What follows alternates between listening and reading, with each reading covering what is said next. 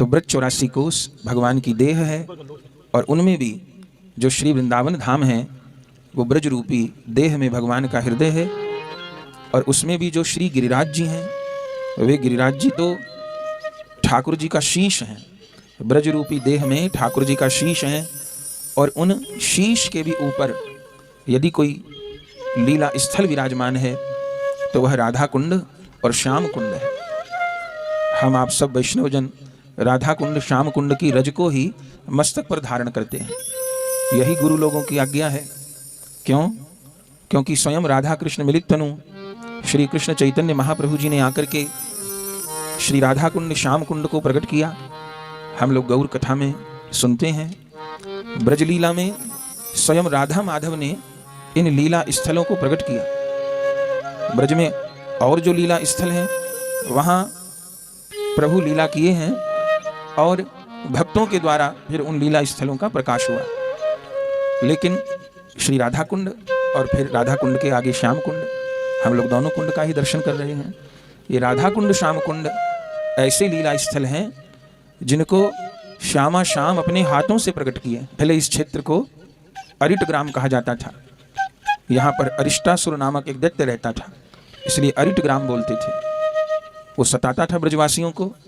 ठाकुर जी उस अरिष्टासुर का अंत किए, पर वो जो अरिष्टासुर था वो था तो दैत्य, लेकिन नंदी के रूप में रहता था, गौवंश के रूप में रहता था, नंदी के रूप में रहता था। तो जब ठाकुर जी वध किए, संहार तो उसका कर दिए, रोज ही लीला में किसी न किसी दैत्य का भगवान उद्धार करते। लेकिन जिस दिन अरिष्टासुर का उद्धार किए और फिर रात्रि में प्रभु कुंज में जाने लगे तो सखियों ने द्वार रोक दिया। अब होनी तो लीला है, सखी गण का जो मान है वो भी कोई लौकिक मान नहीं है। संसार में नाराजगी तो स्वार्थों को लेके होती है, वैसी नाराजगी वहाँ नहीं है। वहाँ प्रिया प्रियतम की लीला में सब कुछ रसमय है। वहाँ का मिलन भी रसमय है, वहाँ का विरह भी रसमय है, और वहाँ का मान भी रसमय है।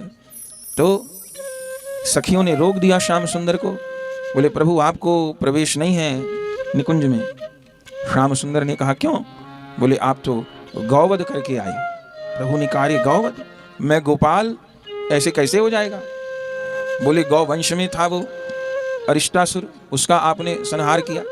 भगवान ने कहा अरे वो तो असुर था, असुर आ गया था गौवंश का रूप बना के, नंदी का रूप बना के। सोचिए राधा रानी की सखियों की गोमाता में कैसी निष्ठा है।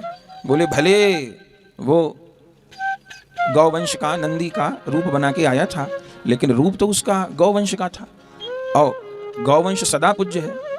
गैया तो प्रत्यक्ष में पूज्य है, गाय का चित्र भी बना हो तब भी तो हम हाथ जोड़ते हैं, गाय का चित्र भी बना हो तो भी उस पर तिरस्कार तो नहीं करेंगे। तो गैया तो पूज्य है, भले वो असुर था पर आपको पाप लगा। ठाकुर जी ने कहा तो अब? बोले अब निकुंज मंदिर में प्रवेश नहीं है, चूंकि आपको गोवंश की वध का पाप लगा। तब प्रभु ने कहा तो कैसे ये पाप निवृत्त होगा? तब लीला होनी है, ये कुंड प्रकट होने हैं। प्रतिदिन मध्याह्न लीला तो यही कुंड पर होती है। बोले श्री जी बताएंगी। श्री जी ने कहा ललिता जी कहेंगी।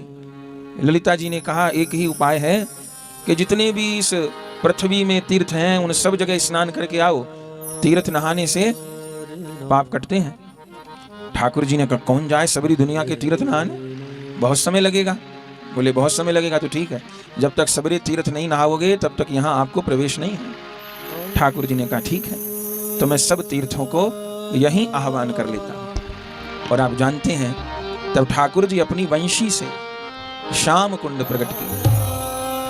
उनकी वंशी का स्पर्श करते ही, अब ये ब्रजभूमि तो चिन्मय है ना, ये ठाकुर जी को श्रम नहीं होने देती, वो स्पर्श करते ही कुंड प्रकट हो गया।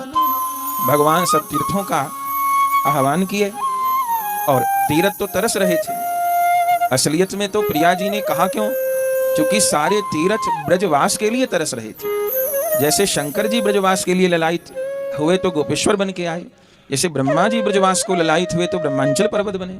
सबरे देवता तो ब्रज में हैं, तो सारे तीर्थ तरस रहे थे कि हमको ब्रजवास कैसे प्राप्त हो।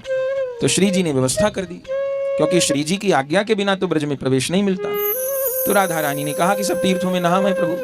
तो ठाकुर जी सब तीर्थ का आह्वान किए और उसी समय सारे तीर्थ मूर्तिमान होकर के प्रकट हुए और अपने अपने पवित्र जल के कलश से श्याम कुंड को, श्री कृष्ण कुंड को परिपूर्ण कर दिया। सबने श्री कृष्ण की स्तुति की और श्री कृष्ण ने श्याम कुंड में स्नान किया। और स्नान करके जब अब जाने लगे प्रभु निकुंज मंदिर में, प्रभु ने कहा अब तो पवित्र हुआ सखियों में? बोले हाँ, अब तो चमत्कार हो गया, अब तो आप पवित्र हो गए। ठाकुर जी ने हंस के कहा मेरे तो पाप उतर गए, लेकिन तुम्हारे सिर पे चढ़ गए। अब बोले कैसे? बोले मैंने तो नंदी के रूप में असुर था, उसको मारा तो मुझे पाप लग गया, और तुमने तो असुर का साथ दिया, असुर की पैरवी की। दुष्ट तो दुष्ट है, दुष्ट का समर्थन करने वाला भी दुष्ट है। बहिर्मुख तो बहिर्मुख है, बहिर्मुख का संग करने वाला भी बहिर्मुख है। तो अब वो पाप आपके सिर पर चढ़ गए। तो सखियों ने कहा ठीक है, कैसे पवित्र होंगी? ललिता जी ने श्री जी से कहा श्याम सुंदर कहते हैं हमारे सिर पे पाप चढ़ गए, अब कैसे पवित्र होंगी? अब प्रिया प्रियतम तो मिले हुए हैं ना। प्रिया जी ने कहा श्याम सुंदर से ही पूछो। श्याम सुंदर ने कहा तुम्हारा न्याय अब तुम्हारे ही सिर पे, तुमने ही कहा था सब तीर्थों में नहाओ तब पाप दूर होंगे, अब तुम जाओ सबरी तीर्थों में जाके नहाओ। ललिता जी ने कही कौन जाए सबरी तीर्थों में अपने ब्रज को छोड़ के? ठाकुर जी ने कहा तो ठीक है, तुम सब अशुद्धि रहोगी। ललिता जी ने कहा नहीं, कोई और उपाय बताओ। ठाकुर जी बोले तो श्याम कुंड में डुबकी लगा लो, सब नहा लो श्याम कुंड में। ललिता जी ने कहा क्यों नहा ले श्याम कुंड में, जब हमारी राधा रानी के सब लीला स्थल दिव्य हैं। नंद गांव तो ऊंचे पे है, पर नंद गांव से भी ऊंचे पे श्रीधाम बरसाना है, तो श्री जी का वर्चस्व तो सब जगह है, तो हम क्यों तुम्हारे कुंड में नहावें? तो फिर क्या करोगी? बोले हमारी राधा रानी किसी से कम है।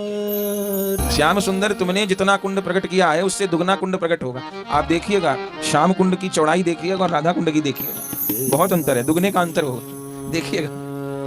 तो श्री जी को निवेदन किया। अब श्री जी ने कहा ठीक है, अब प्रिया प्रियतम तो मिले हुए हैं ना। श्री जी ने कहा अच्छा तो जाओ सखियों कुंड खोदो। सबरी सखियां लग गईं, अपनी जो उनकी साड़ी थी उनमें लांग लगा ली उन्होंने, और सबरी अपने अपने घर से पात्र ले आई और खोद खोद के माटी डालने लगी, ब्रजरज इधर उधर करने लगी। लेकिन महाराज इतना बड़ा कुंड, इतना गहरा कुंड कैसे? और सखियों का कोमल शरीर 10 20 50 100 भर के घेरे होंगे डलिया रज की, सो हार गई सब, क्या करें? ठाकुर जी ने कहा तुम्हारी बस की नहीं है कुंड, जाओ मेरे श्याम कुंड में नहा लो। तब ललिता जी ने श्री जी को कहा श्री जी कैसे, हमारा तो सदा से वर्चस्व रहा है, आप कृपा करिए। आहा, तब किशोरी राधा पधारी है। जय जय राधा कुंडवारी भजो श्यामा प्यारी। उस समय प्रिया जी पधारी हैं। ललिता जी ने कहा जैसे श्याम सुंदर ने प्रकट किया ऐसे ही कुंड प्रकट करो। तब श्याम सुंदर तो वंशी स्पर्श किए, राधा रानी ने तो अपना कंकन स्पर्श किया, अपना कंगन स्पर्श किया। ये राधा कुंड के भीतर भी कुंड है, बीचों बीच हमने दर्शन किया है, सफाई होती है। अब देखो कब अवसर आएगा, 2010 में, उसके पहले भी हुई थी 15-18 साल पहले। 2010 में यहाँ कुंड का खनन, पूरा जल राधा कुंड का खाली हो जाता है। तब बीच में वो कंकण कुंड जो राधा रानी ने अपने कंगन से प्रकट किया था, जब कुंड की सफाई होती है बड़ा सुंदर दृश्य होता है, लाखों लोग आ जाते हैं। कोई कर्मचारी सफाई नहीं करते कुंड की, सफाई क्या होनी है, रज ही रज है, उसी रज को तो संग्रह किया जाता है जिसका हम तिलक लगाए। सब लोग रज तो कम लगा निकालते हैं, रज में लोट पोट सब, रज उठाते उठाते सभी लोग ऊपर से नीचे तक रज में ही स्नान करते हैं। तो राधा रानी ने अपना कंकण स्पर्श किया और तब कंकण कुंड प्रकट हुए और फिर विशाल राधा कुंड प्रकट हो। अब कैसे हो? तब ललिता जी ने फिर श्री जी को प्रार्थना की और श्री जी ने सब तीर्थों को आज्ञा दी।